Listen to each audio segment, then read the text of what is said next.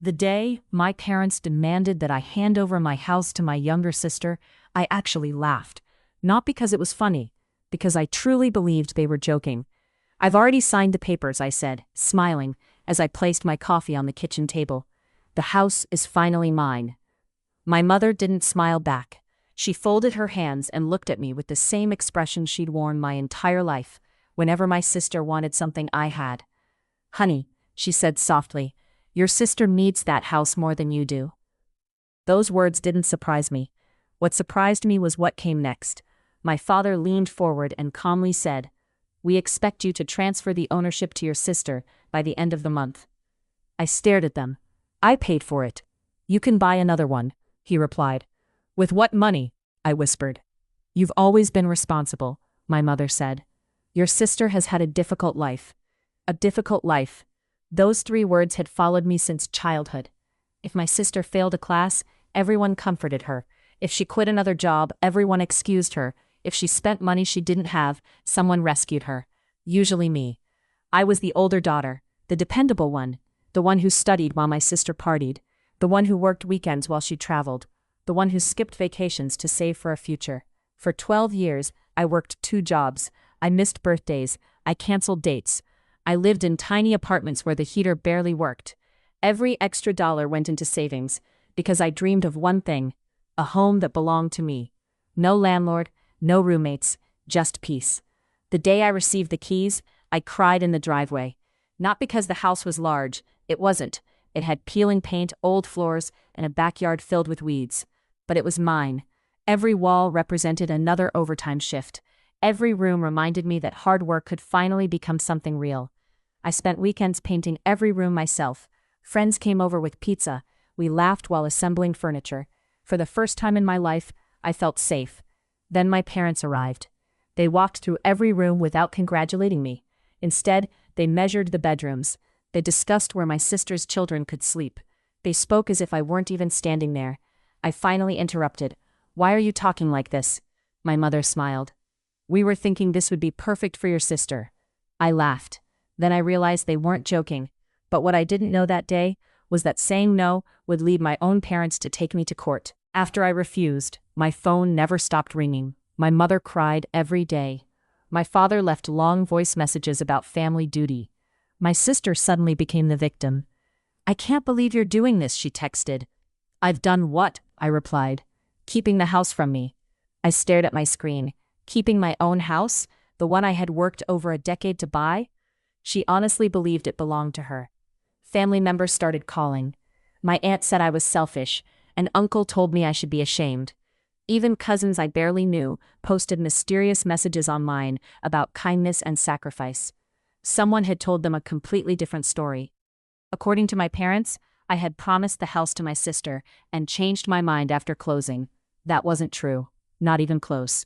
I realized something painful. They had spent years building a version of me that only existed in their stories. The cold daughter, the successful sister who had plenty, the woman who could always give more. Then a lawyer's letter arrived. I opened it expecting another empty threat. Instead, I found official court documents. My parents were claiming they had financially supported my purchase, and that the home was intended as a family property for my sister. I felt physically sick. Every payment had come from my bank account. Every receipt was in my name. Every mortgage document carried only my signature. Yet my own parents were willing to stand before a judge and tell a completely different story. For 2 days I cried. Not because I feared losing the house, because I realized I had already lost something much bigger. The family I thought I had. Then something changed inside me. Instead of crying, I started organizing. I gathered 12 years of bank statements, every tax return, every overtime record, every paycheck. My mortgage advisor gladly confirmed that I had qualified entirely on my own. Even my real estate agent agreed to testify if necessary. My lawyer looked through everything and smiled. "This case isn't about the house," she said. "It's about entitlement." She was right. The closer we got to court, the stranger my parents became. They offered me deals. "Just sign over half." No. "Then let your sister live there." No. "We're your parents." "I know. You owe us." That sentence echoed in my mind for days. Did I owe them my future simply because they raised me? Had all my sacrifices somehow become invisible? For years I had paid their bills during emergencies, bought groceries, covered medical expenses, helped my sister countless times, yet none of it mattered, because the moment I protected something that belonged to me, I became the villain. The courtroom was quieter than I expected. My parents avoided looking at me. My sister sat confidently beside them, almost smiling. They truly believed they would walk out owning my house. Their lawyer argued that my parents had always intended the property to become my sister's family home. Then my lawyer stood. She presented every financial record, every transfer, every mortgage payment, every savings account, 12 years of proof. The judge examined the documents carefully. Then he asked my parents one simple question. Can you provide evidence that you contributed to the purchase? Silence. Their lawyer shuffled papers.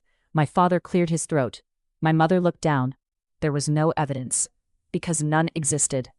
The judge dismissed every claim. The house remained exactly where it belonged, with me. But that wasn't the end. The court also ordered my parents to pay significant legal costs because their claims had no factual support.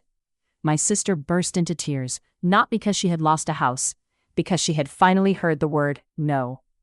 Outside the courthouse, my mother reached for my arm. We're still family. I gently stepped back. Family doesn't take each other to court for something they didn't earn. My father tried to apologize. For the first time in my life, I didn't stay to listen. I drove home, unlocked my front door, walked into the quiet living room. The afternoon sunlight poured through the windows I had cleaned with my own hands. I looked around at every wall I had painted, every piece of furniture I had saved for, every dream I had built one paycheck at a time. The house suddenly felt different. Not because I had won, because I had finally chosen myself. Months later, I heard that some relatives finally learned the truth. Several apologized, others never did. And that was okay. I stopped chasing approval from people who only valued me for what I could give. Instead, I built a peaceful life, surrounded by friends who celebrated my success, instead of feeling entitled to it. Sometimes people ask if I regret standing up to my parents. My answer is always the same. No. Because boundaries aren't acts of betrayal, they're acts of self-respect. The hardest lesson I ever learned was that love without respect becomes control. And the greatest revenge wasn't making my family lose. It was refusing to let them steal the life I spent years building. The house was never just a building. It was proof that my future belonged to me. And for the first time in my life, no one could take that away.